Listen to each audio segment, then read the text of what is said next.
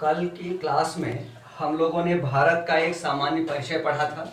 भारत का एक सामान्य परिचय। आज की क्लास में हम लोग भारत के भूआकृतिक प्रदेशों, physiographic divisions of India, Bharat के भूआकृतिक प्रदेशों के विषय में पढ़ेंगे। ब्रॉडर स्तर पर, बड़े स्तर पर भारत के भूआकृतिक प्रदेशों में अगर देखा जाए तो देश के कुल भूभाग के मुख्य भूमि का जो क्षेत्रफल है 32,87,263 स्क्वायर किलोमीटर, इसके 40.5% भूभाग पर मैदानों का विस्तार है। उत्तर का जो विशाल मैदान है, समुद्र तटीय मैदान है, कोस्टल प्लेन है, उन सबको मिला करके 40.5% पर मैदानों का विस्तार है। इसके पश्चात जो हिलॉक और माउंटेन्स हैं, पर्वत, पहाड़, पहाड़ी, उनका क्षेत्रफल है 28.5%, 28.5% पर पर्वत, पहाड़, पहाड़ियों का विस्तार है। और देश के कुल क्षेत्रफल के 31% पर प्लेट्यू, पठारों का विस्तार है। भारतीय भौगोलिक संस्थान ने भारत को मुख्य रूप से 4 भूआकृतिक प्रदेशों में विभाजित किया है। अलग अलग विद्वान भारत को अलग अलग भूआकृतिक प्रदेशों में विभाजित किया है। कुछ विद्वानों ने 5 भूआकृतिक प्रदेश बताए हैं, तो कुछ विद्वानों ने 7 भूआकृतिक प्रदेश बतलाए हैं। एनसीईआरटी की भी बुक्स में, कुछ एनसीईआरटी में भारत को 4 भूआकृतिक प्रदेशों में विभाजित किया गया है। कुछ एनसीईआरटीज में भारत के 5 भूआकृतिक प्रदेश बताए हैं। कुछ एनसीईआरटीज बुक्स में भारत को 7 भूआकृतिक प्रदेशों में विभाजित किया गया है। लेकिन जो भारत का भारतीय भौगोलिक परिषद है, उसके द्वारा जो भारत के भूआकृतिक प्रदेश हैं, उनकी संख्या 4 है। कई कॉम्पिटिटिव एग्जाम में आता है कि भारत के भूआकृतिक प्रदेशों की संख्या है 4, 5, 6, 7, तो सही उत्तर 4 बताएंगे ब्रॉडर स्तर पर। और इस प्रकार है। पहला, उत्तर का पर्वतीय क्षेत्र, नदर्न माउंटेनियस रीजन, उत्तर का पर्वतीय क्षेत्र भारत का एक भूआकृतिक प्रदेश हो गया। दूसरा भूआकृतिक प्रदेश है उत्तर का विशाल मैदान। तीसरा भूआकृतिक प्रदेश है प्रायद्वीपीय पठार। और चौथा भूआकृतिक प्रदेश है कोस्टल प्लेन्स, तटीय मैदान तथा द्वीप समूह, कोस्टल प्लेन्स एंड आइलैंड्स। इस प्रकार भारत को बड़े स्तर पर 4 भूआकृतिक प्रदेशों में विभाजित किया जाता है। उत्तर का पर्वतीय क्षेत्र, नदर्न माउंटेनियस रीजन, उत्तर का विशाल मैदान, northern great plains, peninsular plateau, प्रायद्वीपीय पठार, कोस्टल प्लेन्स एंड आइलैंड्स, समुद्र तटीय मैदान तथा द्वीप समूह। हम लोग आज उत्तर के पर्वतीय क्षेत्र के बारे में अध्ययन करेंगे। भारत में जो उत्तर का पर्वतीय क्षेत्र है, यह भारत का उत्तरतम भूआकृतिक प्रदेश है, जिसका विस्तार भारत के जम्मू कश्मीर, भारत के लद्दाख और जम्मू कश्मीर केंद्र शासित प्रदेशों, हिमाचल प्रदेश, उत्तराखंड, सिक्किम, अरुणाचल प्रदेश और पूर्वोत्तर भारत के कुछ राज्यों में है। इसमें हम लोग सबसे पहले पढ़ते हैं उत्तर के पर्वतीय क्षेत्र को मुख्य रूप से 3 भागों में विभाजित किया जाता है। उत्तर के पर्वतीय क्षेत्र को मुख्य रूप से 3 भागों में विभाजित किया जाता है। जो उत्तर का पर्वतीय क्षेत्र है, इसका विस्तार भारत के उत्तरतम भाग में लगभग 5 लाख स्क्वायर किलोमीटर एरिया में है। 5 लाख वर्ग किलोमीटर क्षेत्रफल में उत्तर के पर्वतीय क्षेत्र का विस्तार है। और इसके 3 प्रमुख डिविजन्स इस प्रकार से हैं। पार हिमालय या उत्तर पश्चिम हिमालय, ट्रांस हिमालयास पहला हो जाता है, ट्रांस हिमालयास, पार हिमालय। जो उत्तर का पर्वतीय क्षेत्र है उसमें पहला है पार हिमालयास, उत्तर पश्चिम हिमालय या पार हिमालय। दूसरा प्रदेश है मुख्य हिमालय, मेन हिमालयास, मुख्य हिमालय। और तीसरा डिवीजन है पूर्वांचल हिल्स, पूर्वांचल। तीसरा है पूर्वांचल हिल्स, पूर्वांचल की पहाड़ियां। इस प्रकार भारत जो उत्तर का पर्वतीय क्षेत्र है भारत का, उसे मुख्य रूप से 3 डिविजन्स में, विभागों में विभाजित करते हैं। पार हिमालय या उत्तर पश्चिम हिमालय, मुख्य हिमालय और पूर्वांचल की पहाड़ियां। सबसे पहले हम लोग पार हिमालय की बात करते हैं। पार हिमालय का विस्तार इंडस सूचर या इंडस नदी घाटी, सिंधु नदी घाटी के उत्तर से प्रारंभ होकर पामीर की घाट तक है।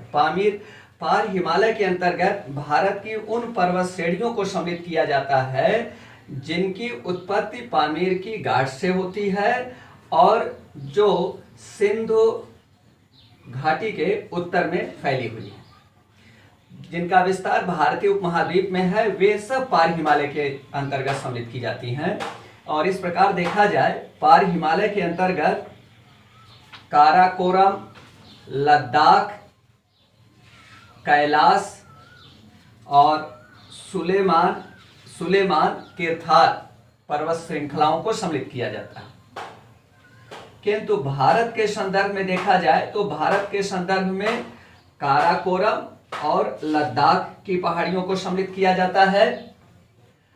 कुछ भूवैज्ञानिकों ने, जिनमें एसपी मुखर्जी, सिडनी बुरार्ड, ने यह देखा कि भूगर्भिक संरचनाओं के आधार पर जास्कर की संरचना काराकोरम और लद्दाख से मिलती है और इसलिए जास्कर को भी पार हिमालय में सम्मिलित किया है। और भारत सरकार के सभी ऑथेंटिक स्रोत जास्कर को पार हिमालय में ही सम्मिलित करते हैं, क्योंकि यह जो मेन सेंट्रल थ्रस्ट है उसके उत्तर में इसका विस्तार है। मेन सेंट्रल थ्रस्ट और हॉफलांग फॉल्ट या हिंज लाइन के मध्य जास्कर श्रृंखला है, तो जास्कर को भी पार हिमालय के अंतर्गत सम्मिलित कर दिया गया है। और इस प्रकार हम लोग भारत के संदर्भ में पढ़ेंगे काराकोरम, लद्दाख की पहाड़ियां और जास्कर पर्वत श्रृंखला। लेकिन उसके पहले हम लोग इसको जानने का प्रयास करेंगे पामीर की घाट क्या है। पामीर की घाट और इंग्लिश में नाट उस भौगोलिक भूभाग को कहते हैं जहां से कई पर्वत श्रृंखलाओं की उत्पत्ति होती है। पामीर की घाट से हिंदुकुश पर्वत श्रृंखला, सुलेमान, किरथार, काराकोरम, लद्दाख, जास्कर, पीर पंजाल, धौलाधर, महान हिमालय, मध्य हिमालय, शिवालिक की पहाड़ियां, पूर्वांचल की पहाड़ियां और इसी तरह से त्यान शान, कुल्लू शान आदि कई पर्वत श्रृंखलाओं की उत्पत्ति होती है। इसी कारण इसे घाट कहते हैं, पामीर की घाट। पामीर की घाट एशिया के आप देखेंगे तो मध्य भाग में ये पड़ रहा है, एशिया के मध्य में है और अक्षांशीय विस्तार इसका इस तरह से है कि जो भारत की उत्तरतम अक्षांश रेखा है 37 डिग्री 6 मिनट उत्तरी अक्षांश, उसके भी उत्तर में है। तो अक्षांशीय स्थिति भी इसकी मध्य में पड़ रही है और ऊंचाई इसकी काफी ज्यादा है। इसकी समुद्र तल से औसत ऊंचाई 6000 मीटर है, 6000 मीटर है। ऊंचाई बढ़ने के साथ भी तापमान में कमी आती है और अक्षांशीय मान बढ़ने के साथ भी तापमान में कमी आती है। आप इसको जानते ही हैं, भूगोल के छात्र हैं। तो आप देखेंगे कि इसकी वजह से यहाँ पर तापमान बहुत कम हो जाता है। तापमान कम होने के कारण जैव विविधता बहुत कम हो जाती है। इसी कारण एक तो एशिया के मध्य में है, केंद्रस्थ है, सेंट्रल पार्ट में है और दूसरा जैव विविधता भी कम होने के कारण पामीर की घाट को एशिया का निष्प्राण हृदय, lifeless heart of Asia, Asia का निष्प्राण हृदय कहते हैं पामीर की घाट को। यही है पामीर की घाट, एशिया का निष्प्राण हृदय। यह विस्तृत भौगोलिक क्षेत्र है जो काफी ऊंचा है, पठार सदृश दिखाई देता है और इसी कारण इसे यह विश्व का सबसे ऊंचा पठार भी है। पामीर की घाट विश्व का सबसे ऊंचा पठार भी है। इसे विश्व की छत, रूफ ऑफ द वर्ल्ड के नाम से भी जाना जाता है। विश्व की छत पामीर की घाट को कहते हैं। एशिया का निष्प्राण हृदय पामीर की गांठ को कहते हैं। पामीर की गांठ या ग्रंथ क्यों कहते हैं? क्योंकि यहाँ से कई मोरदार पर्वत श्रृंखलाओं की उत्पत्ति हो रही है। अब हम लोग बात कर रहे हैं काराकोरम पर्वत श्रृंखला की। तो सबसे पहले तो हम लोग इसकी बात कर लें कि हिमालय की उत्पत्ति कैसे हुई। तो हिमालय की उत्पत्ति अलग से प्लेट विवर्तन सिद्धांत में पढ़ेंगे, लेकिन यहाँ ब्रीफ में बस इतना जानते रहिए कि आज जहाँ पर हिमालय पर्वत श्रृंखला है वहाँ पर टर्शियरी पीरियड के पहले वहाँ पर एक भूसन्नत थी, एक छिछले सागर का विस्तार था जिसे टेथिस सागर कहा जाता था। टेथिस सागर में तिब्बत के पठार से निकलने वाली नदियां गिर रही थी और प्रायद्वीपीय जो भारत का पठार है वहां से निकलने वाली नदियां गिर रही थी। हजारों वर्षों तक इन नदियों द्वारा टेथिस सागर में मलबे सेडिमेंट्स का अवक्षेप यानी छेप सेडिमेंटेशन की प्रक्रिया चलते रहने के कारण यह एक छिछले सागर के रूप में भूसन्नत के रूप में टेथिस सागर अस्तित्व में आया। टेथिस सागर टेथिस भूसन्नत बन गया और दोनों प्लेटें इंडियन प्लेट और तिब्बतन प्लेट, उस समय इंडियन प्लेट तिब्बतन प्लेट की ओर 12 सेंटीमीटर इयोशीन पीरियड के पहले, इंडियन प्लेट तिब्बतन प्लेट की ओर 12 सेंटीमीटर प्रतिवर्ष की दर से विस्थापित हो रही थी या अभिसरित हो रही थी। इसके कारण टेथिस भूसन्नत के मलबे में वलन की क्रिया प्रारंभ हुई, जिससे इयोसीन पीरियड में ग्रेटर हिमालय की उत्पत्ति प्रारंभ हुई, महान हिमालय की उत्पत्ति प्रारंभ हुई इयोसीन पीरियड में। दोनों प्लेटों के मध्य, तिब्बतन प्लेट और इंडियन प्लेट के मध्य अभिसरण की प्रक्रिया चलती रही, जिससे एक और जहां ग्रेटर हिमालय, महान हिमालय या हिमाद्री या आंतरिक हिमालय का उत्थान हो रहा था, वहीं दूसरी ओर मायोसीन पीरियड आते आते मिडल हिमालय, मध्य हिमालय की उत्पत्ति शुरू हो गई। मायोसीन पीरियड में मध्य हिमालय की उत्पत्ति हो गई। मध्य हिमालय या लघु हिमालय या हिमाचल हिमालय की उत्पत्ति हुई।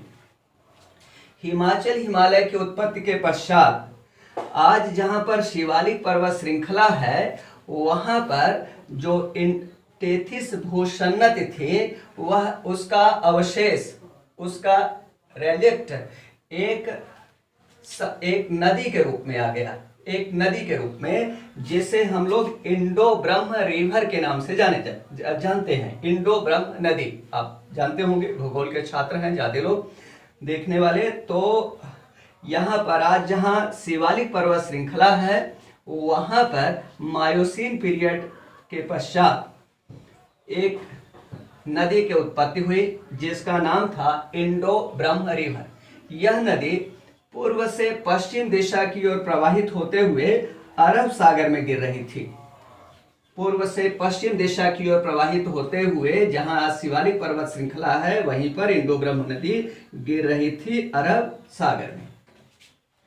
लेकिन तिब्बतन प्लेट और इंडियन प्लेट के मध्य अभिसरण की क्रिया उस समय भी, आज तक भी चल रही है, उस समय भी चल रही थी और इस अभिसरण से इंडो ब्रह्म नदी के मलबे में उत्थान शुरू हुआ और इंडो ब्रह्म नदी में ओरोजिनी शुरू हुई और इंडो ब्रह्म रिवर के स्थान पर शिवालिक की पहाड़ियों की उत्पत्ति प्रारंभ हुई। यह घटना शुरू हुई प्लायोसीन पीरियड में। प्लायोसीन पीरियड में शिवालिक पर्वत श्रृंखला की उत्पत्ति प्रारंभ हुई। इनको याद रखना बहुत महत्वपूर्ण है। विभिन्न प्रतियोगी परीक्षाओं में ऑब्जेक्टिव वाले जो प्रश्न पूछे जाते हैं उनमें यह प्रश्न आता है कि महान हिमालय की उत्पत्ति कब हुई, तो इयोशीन पीरियड में। कब प्रारंभ हुई? इयोशीन पीरियड में। मध्य हिमालय की उत्पत्ति कब प्रारंभ हुई? मायोसीन पीरियड में। शिवालिक की पहाड़ियों की उत्पत्ति कब प्रारंभ हुई? प्लायोसीन पीरियड में। उत्तर के विशाल मैदान की उत्पत्ति कब शुरू हुई? प्लेस्टोसीन होलोसीन पीरियड में। अब वर्तमान समय में इंडियन प्लेट तिब्बतन प्लेट के नीचे, इंडियन प्लेट तिब्बतन प्लेट के नीचे, ग्लोब कहाँ है, इंडियन प्लेट तिब्बतन प्लेट के नीचे, तिब्बतन प्लेट के नीचे 5.5 सेंटीमीटर प्रतिवर्ष की दर से क्षेपित हो रही है, जिसके कारण शिवालिक के दक्षिण में एक और पर्वत श्रृंखला की उत्पत्ति का संकेत प्राप्त हो चुका है, जिसका प्रमाण सहारनपुर के देवबंद नामक स्थान पर हिमालय की एक चौथी श्रेणी के रूप में प्राप्त हुआ है। हिमालय की चौथी श्रेणी की उत्पत्ति शुरू हो गई है सहारनपुर के देवबंद नामक स्थान पर। हम लोग बात हिमालय की उत्पत्ति की कर रहे थे। आज भी इंडियन प्लेट और तिब्बतन प्लेट के अभिसरण से या इंडियन प्लेट का तिब्बतन प्लेट के नीचे क्षेपित होने से, सबडक्ट करने से हिमालय की उत्पत्ति, विभिन्न श्रेणियों की जो विभिन्न श्रेणियों के जो उत्थान की दर है, उत्पत्ति तो हो गई, अब उत्थान की बात है। उत्थान अपलिफ्टमेंट की जो रेट है वो 2.4 मिलीमीटर पर ईयर से 1.2 मिलीमीटर पर ईयर के मध्य वेरी करती है। जैसे महान हिमालय का जो उत्थान हो रहा है, अपलिफ्टमेंट हो रहा है, वह 1.2 मिलीमीटर पर ईयर प्रति वर्ष की दर से है, जबकि शिवालिक की पहाड़ियों का उत्थान 2.4 मिलीमीटर प्रति वर्ष की दर से हो रहा है। अब हम लोग बात करते हैं, इसमें हिमालय की उत्पत्ति की बात हो गई, पार हिमालय के प्रमुख श्रेणियों के बारे में। पार हिमालय या उत्तर पश्चिम हिमालय, सिंधु नदी के, अब वर्तमान समय में हम लोग सिंधु नदी के उत्तर और उत्तर पश्चिम में फैली पर्वत श्रेणियों को पार हिमालय के अंतर्गत सम्मिलित करते हैं, और भारत के संदर्भ में पार हिमालय के अंतर्गत काराकोरम पर्वत श्रृंखला, लद्दाख की पहाड़ियों और जास्कर पर्वत श्रृंखला को सम्मिलित किया जाता है। सबसे पहले हम लोग काराकोरम पर्वत श्रृंखला की बात करते हैं। काराकोरम पर्वत श्रृंखला जो आप ये देख रहे हैं, ये भारत के उत्तरतम पर्वत श्रृंखला है, मोस्ट नदर्न है, उत्तरतम पर्वत श्रृंखला। भारत का जो उत्तरतम राज्य जम्मू कश्मीर है, उसके भी सबसे उत्तरी सीमा के सहारे इसका विस्तार है काराकोरम पर्वत श्रृंखला का। काराकोरम की जो सबसे ऊंची चोटी है उसका नाम है K2 या गॉडविन आस्टीन। काराकोरम की जो सबसे ऊंची चोटी है वो है K2 या गॉडविन आस्टीन, 8611 मीटर, 8611 मीटर इसकी ऊंचाई है K2 के। यह काराकोरम की सबसे ऊंची चोटी है, और भारत की सबसे ऊंची चोटी भी यही है K2 या गॉडविन आस्टीन। बहुत से लोग मानते हैं कि ये तो पीओके में है, पाक अधिकृत कश्मीर। पाक अधिकृत कश्मीर को हम आजाद कश्मीर नहीं कहते हैं, पाकिस्तान आजाद कश्मीर कहता है। हम पीओके को भारत का अभिन्न अंग मानते हैं, और इसलिए भारत की सबसे ऊंची चोटी K2 या गॉडविन आस्टीन ही है। आप इससे भ्रमित न होइए कि ये तो पीओके में है और इस पर पाकिस्तान का नियंत्रण है। पाकिस्तान का नियंत्रण है, लेकिन पाकिस्तान का ओनरशिप नहीं है। पाकिस्तान ने इलीगली ऑक्यूपाई कर रखा है, ये भारत का भूभाग है, इसलिए भारत की सबसे ऊंची चोटी वही है जो काराकोरम की सबसे ऊंची चोटी है, और जो पीओके में है K2 या गॉडविन आस्टीन, 8611 मीटर इसकी ऊंचाई है। काराकोरम में अन्य श्रेणियां हैं, K1 है, गेशरबुम 1 है, गेशरबुम 2 है। ये आपके इम्तिहान में, परीक्षाओं में प्रश्न आते हैं एग्जाम्स में कि गेशरबुम चोटियां नामक चोटियां किस पर्वत श्रृंखला में स्थित हैं, तो काराकोरम में स्थित हैं। काराकोरम में भारत के सबसे बड़े हिमनदों में से, विश्व के सबसे बड़े हिमनदों में से 2, और भारत का तो सबसे बड़ा हिमनद सियाचिन इसी काराकोरम में ही स्थित है। सियाचिन के पश्चात दूसरा प्रमुख हिमनद बालतोरो भी काराकोरम में ही स्थित है। यहाँ पर सियाचिन है और बालतोरो है। सियाचिन और बालतोरो दोनों काराकोरम पर्वत श्रृंखला में ही स्थित हैं, जो विश्व के सबसे बड़े हिमनदों में से 2 हैं और सबसे ऊंचे हिमनदों में से 2 हैं। यहाँ सियाचिन को भारत का सबसे ऊंचा ग्लेशियर भी मानते हैं और भारत का सबसे बड़ा हिमनद भी माना जाता है। काराकोरम का जो दक्षिण पूर्वी विस्तार है तिब्बत के पठार पर, उसे कैलाश पर्वत श्रृंखला के नाम से जाना जाता है। कैलाश पर्वत श्रृंखला में वर्ष के अधिकांश समय बर्फ से ओम शब्द बना रहता है, ओम शब्द। इसलिए माना जाता है कि इसमें ओंकार रूपी भगवान शिव का निवास स्थान है कैलाश पर्वत में। और इसी कैलाश और मानसरोवर, यहाँ पर मानसरोवर झील है, इसी का दर्शन करने भारतीय तीर्थयात्री प्रतिवर्ष यहाँ जाया करते हैं। और उनकी भाषा में कैलाश पर्वत को ओम पर्वत, ओमकार पर्वत भी कहा जाता है। काराकोरम को कृष्णगिरि भी कहते हैं। कृष्णगिरि माना जाता है भगवान श्री कृष्ण ने अपना अंतिम समय इसी पर्वत श्रृंखला पर बिताया था और इसीलिए काराकोरम को कृष्णगिरि भी कहते हैं। यूपीएससी की परीक्षाओं में ये प्रश्न आ चुका है कि कृष्णगिरि की सबसे ऊंची चोटी कौन सी है। लोगों को पता रहता है कि काराकोरम की सबसे ऊंची चोटी K2 है, और जब प्रश्न है कि कृष्णगिरि की सबसे ऊंची चोटी, तो वो काराकोरम को जब नहीं जानते किसे कृष्णगिरि भी कहते हैं तो बताने में असमर्थ हो जाते हैं। कृष्णगिरि काराकोरम को ही कहते हैं। काराकोरम के दक्षिण में लद्दाख के पठार का विस्तार है। लद्दाख का पठार भारत का सबसे ऊंचा पठार है। भारत का उच्चतम पठार लद्दाख का पठार। इसकी समुद्र तल से औसत ऊंचाई 5300 मीटर, 5300 मीटर है। लद्दाख पठार की समुद्र तल से ऊंचाई भारत का सबसे ऊंचा पठार है। सबसे कम वर्षा प्राप्त करने वाला भारत का पठार भी लद्दाख का पठार है। सबसे कम वर्षा प्राप्त करने वाला पठार भारत का लद्दाख का पठार। यहाँ पर भी कटीले वन और झाड़ियों का विस्तार है इस पठार के अधिकांश भागों पर। यही लद्दाख पठार पर फैली पहाड़ियों को लद्दाख की पहाड़ियां कहते हैं। और लद्दाख के दक्षिण में सिंधु घाटी है, सिंधु नदी घाटी।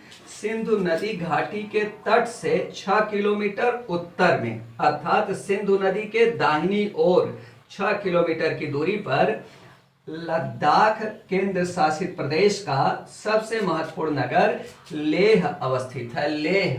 लेह जिला मुख्यालय, जो लेह कलेक्ट्रेट है, उसकी सिंधु नदी घाटी से दूरी 6 किलोमीटर है। विभिन्न प्रतियोगी परीक्षाओं में यह प्रश्न आ चुका है कि लेह अवस्थित है सिंधु घाटी के दाहिनी ओर, सिंधु घाटी के बाईं ओर, और तरह तरह के विकल्प बनाकर पूछे जाते हैं। आप इसको जानिए कि सिंधु घाटी के दाहिनी ओर, दाहिने हाथ की ओर, जिस ओर नदी जा रही है उस ओर आप मुंह करके खड़े होंगे। आपके दाहिने हाथ की ओर दाहिना तट और बाएं हाथ की ओर बायां तट। तो सिंधु नदी के दाहिने तट पर लेह नगर है। भारत का सबसे कम वर्षा प्राप्त करने वाला नगर भी पूछा जाए तो लेह नगर होगा।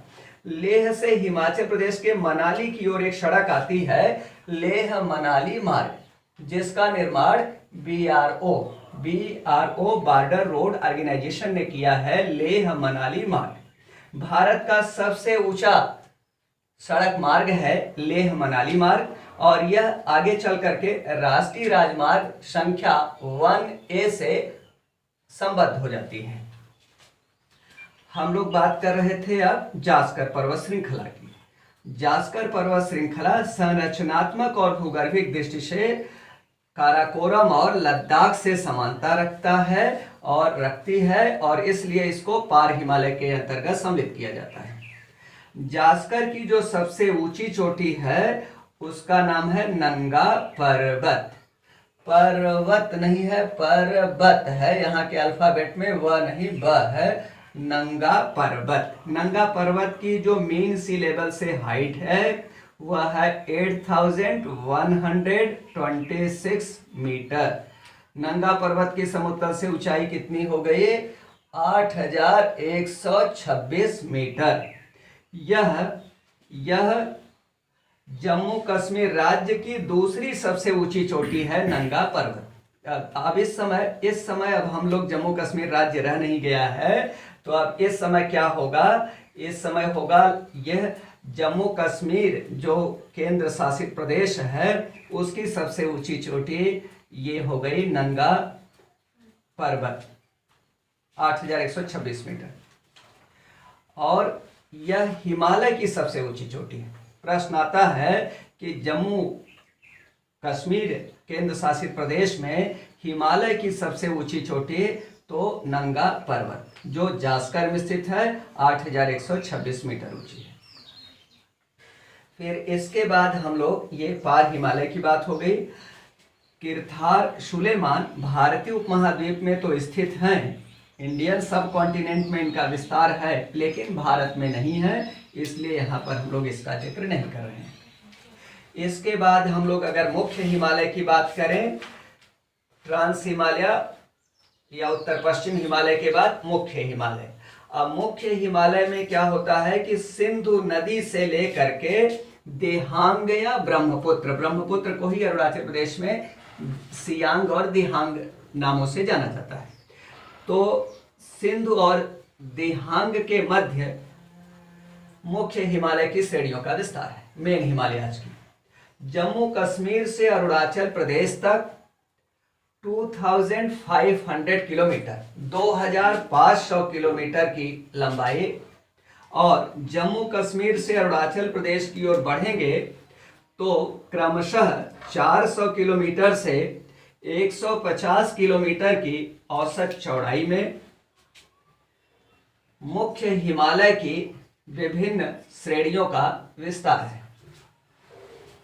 मुख्य हिमालय को हम लोग भूगर्भिक रूप से ऐसे भी कह सकते हैं कि मुख्य हिमालय का विस्तार हिंजलाइन या हॉफलॉन्ग फाल्ट और हिमालयन फ्रंटल फाल्ट जो शिवालिक के दक्षिण में एक भ्रंश है जो उत्तर के पर्वतीय क्षेत्र को उत्तर के विशाल मैदान से अलग करता है, उस भ्रंश का नाम है हिमालयन फ्रंटल फाल्ट।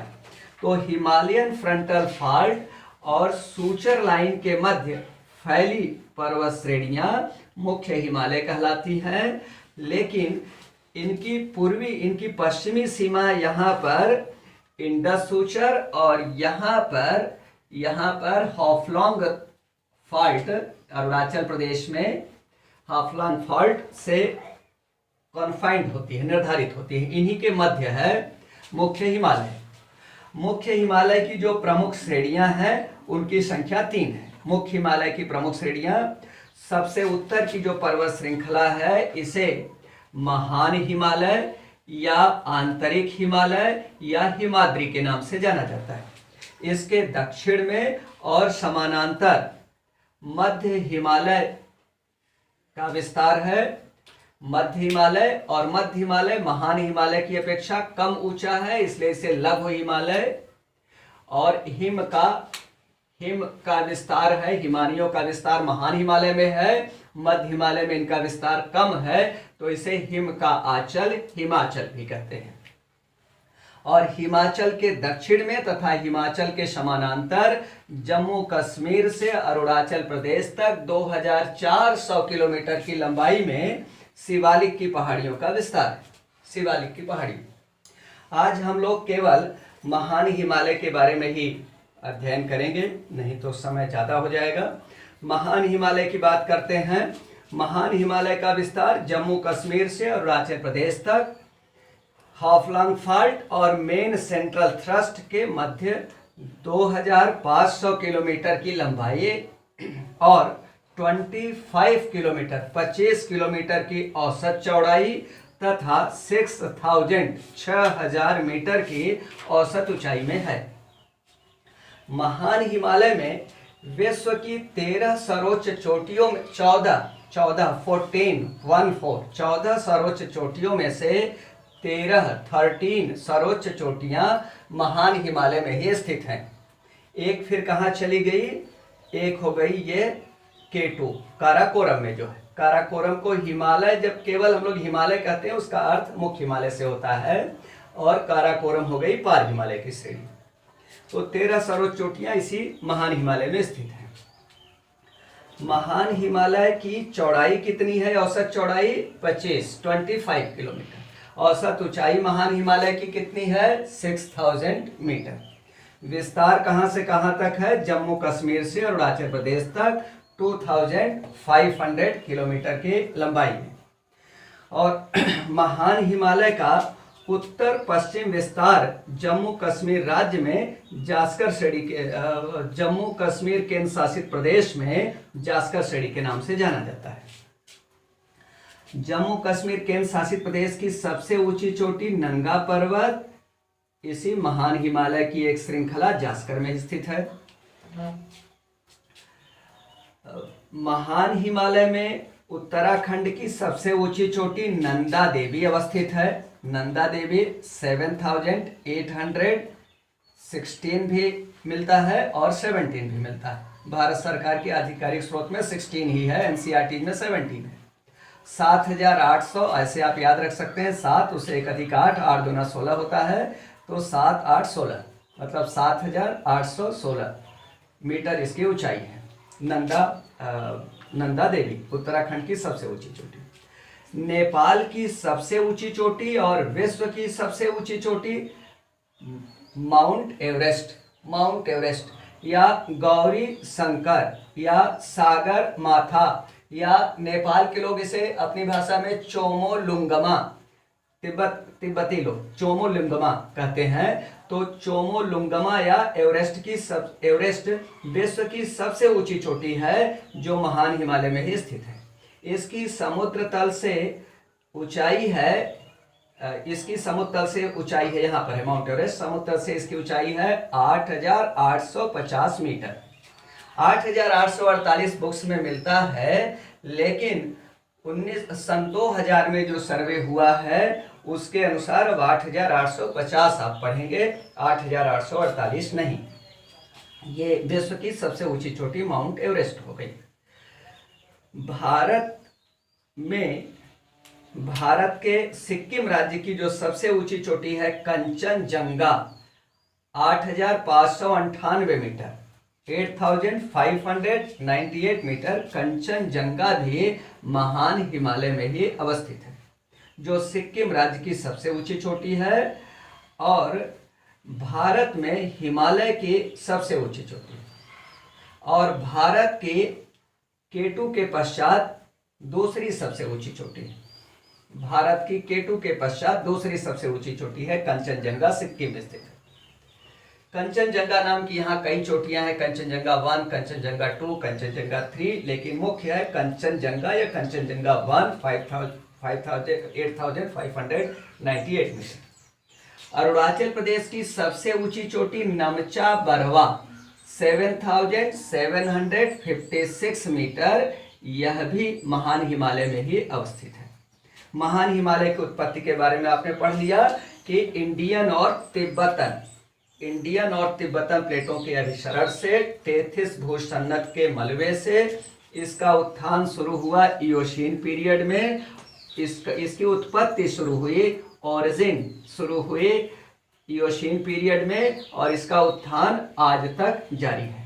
विश्व का सबसे ऊंचा तरुण वलित पर्वत है हिमालय पर्वत श्रृंखला, भारत के उत्तरी सीमा के सहारे अवस्थित है। इन ऊंची श्रेणियों के अलावा इनमें और कई ऊंची पर्वत श्रेणियां और कई ऊंची चोटियां हैं। इन चोटियों के अलावा, जिनका अभी डिस्कशन हम लोगों ने अभी किया, इसके अलावा भी कई ऊंची चोटियां हैं, जैसे धौलागिरी की ऊंचाई 8172, 819 होता है, 729 होता है, ऐसे आप याद रख सकते हैं। 8172 या 8172 मीटर इसकी ऊंचाई धौला है। दूसरा है एक अन्नपूर्णा की ऊंचाई है 80 और 80 से 2 कम 78, ऐसे आप याद रख सकते हैं। 80 78 मतलब 8078 मीटर, 8078 मीटर। एक अन्य चोटी है यहाँ पर जिसका नाम है मकालू। एवरेस्ट और कंचनजंगा चोटियों के मध्य भाग में मकालू की ऊंचाई है 8481 मीटर, 8481 मीटर मकालू है। महान हिमालय के ये प्रमुख ऊंची चोटियां हैं। महान हिमालय में ही बद्रीनाथ चोटी है, केदारनाथ चोटी है, बहुत सी हिमानियाँ हैं, गंगोत्री, यमुनोत्री, कई हिमानियाँ हैं। महान हिमालय में अनेक हिमानियाँ हैं जिनके इन हिमानियों या हिमनदों के बर्फ के पिघलने से उत्तर भारत के लिए कई सरिताओं की उत्पत्ति होती है। इसी कारण महान हिमालय को हिमाद्री भी कहते हैं। हिमाद्री तुंगभद्र से आपने कविता सुना है जयशंकर प्रसाद की। यहाँ से महान हिमालय के हिमानियों से उत्तर भारत के लिए कई नदियों की उत्पत्ति हुई है। इसी कारण इसे हिमाद्री कहते हैं। यह सबसे ऊंची पर्वत श्रृंखला है विश्व की भी, और हिमाचल और शिवालिक की तुलना में भी ज़्यादा ऊंची है, इसलिए इसे ग्रेटर हिमालयाज, बृहद हिमालय भी कहते हैं। और शिवालिक और मध्य हिमालय के भी अंदर है, ये भारत की ओर से अगर आप जाएंगे तो अंदर है, इसलिए इसे इनर हिमालयाज, आंतरिक हिमालय भी कहते हैं। और इसी महान हिमालय का उत्तर पश्चिम विस्तार जम्मू कश्मीर में जास्कर श्रेणी के नाम से जाना जाता है। इस पर भी प्रश्न आया है कि माउंट एवरेस्ट का नामकरण किसके आधार पर किया गया। ब्रिटिश भारत के surveyor general sir George Everest, जो एक जियोलॉजिस्ट थे, भूवैज्ञानिक थे, उन्हीं के नाम के आधार पर इसका नामकरण किया गया है, माउंट एवरेस्ट। ये भी प्रश्न आता है। महान हिमालय का जो उत्तरी ढाल है, उत्तर तिब्बत की ओर वाला ढाल, यह मंद है, जबकि इसका जो दक्षिणी ढाल है, भारत की ओर वाला ढाल या मेन सेंट्रल थ्रस्ट वाला ढाल, वो तीव्र है। तीव्र होने के कारण इसके दक्षिणी ढाल के सहारे वनाच्छादन कम हुआ है और उत्तरी ढाल के सहारे वनाच्छादन ज्यादा है। और उत्तरी ढाल की ओर से भारत हिमालय पर चढ़ाई करना आसान है, जबकि भारत की ओर से महान हिमालय पर चढ़ाई करना डिफिकल्ट है, अर्थात सामरिक दृष्टि से महान हिमालय भारत को असुविधा उत्पन्न कर सकता है। और शेष जो मध्य हिमालय और शिवालिक की पहाड़ियों की बात है, ये हम लोग कल की क्लास में डिस्कस करेंगे, नहीं तो समय ज़्यादा होने की वजह से आप को असुविधा भी हो जाती है, तो शेष कल ये डिस्कशन होगा।